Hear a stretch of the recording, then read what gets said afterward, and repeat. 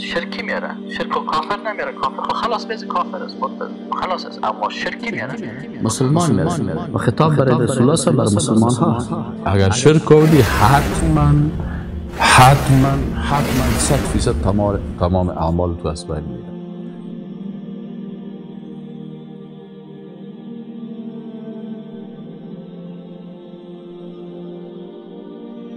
اولین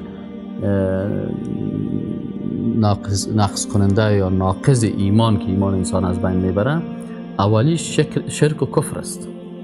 شرک و کفر است. وقتی یک انسان با وجود از اینکه کلمه میخونه و نماز میخونه و عبادت میکنه، لکن یک عمل شرکی را انجام میده.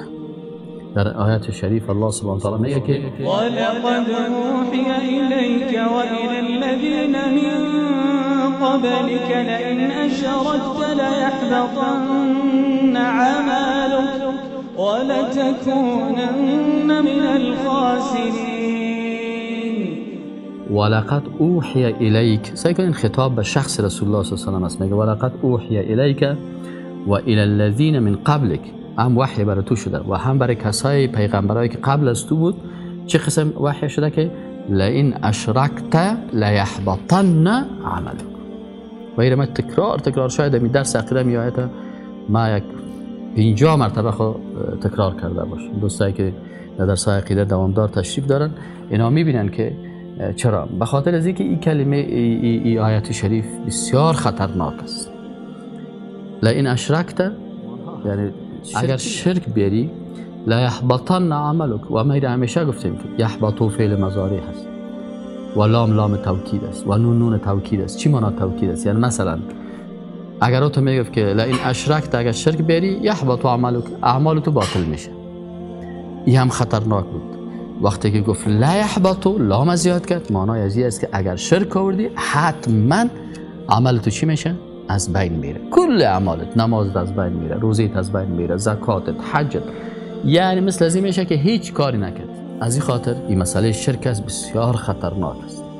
و به این شکل کفر، بعضی الفاظ کفری هست، بعضی الفاظ شرکی هست، بعضی اعمال کفری هست، بعضی اعمال شرکی هست. این انسان مسلمان، حذیفه رضی الله تعالی عنه میگه من دیگرها از خوبی ها از رسول الله صلی الله علیه و پرسان میکرد، میگه من همیشه از بدی ها پرسان میکردم. چرا؟ میگه به خاطر از اینکه اگه بدی را بفهمی تو دو واقع نمیشی، مبتلا نمیشی. مثلا یک دکتر طب است، این دکتر میفهمه که فلانی نفر تکلیف جلدی داره. حالا اگر من این اولی که دست ازی برآمده این ساری هست، اگر دست بزنم دستای من را هم میگیره، من هم مبتلا میشم. میکروب من به مریض سرایت نکنه، میکروبی که در لباسای من هست یا در جسم من یا در دست من هست و میکروب بدی از او به من سرایت نکنه. از این خاطر فهمیدن است. بنابراین اولین چیزی که ایمان انسان را نقص میکنه این کفر و شرک است و ما باید چندین درس کفر بشناسیم و چندین درس شرک بشناسیم تا که چی؟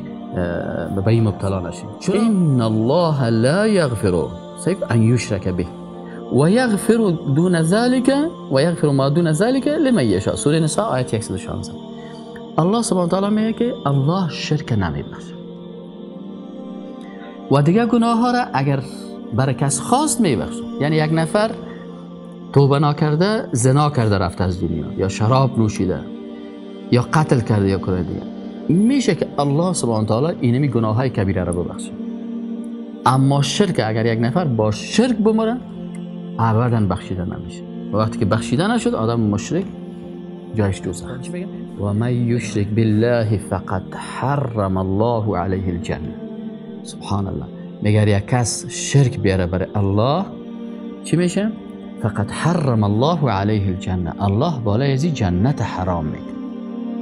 خب ما و شما تمام روز که زحمت میکشیم و عبادت و طاعت که در روز قیامت از دوزخ نجات پیدا کنیم و به جنت الله بریم. حالا اگر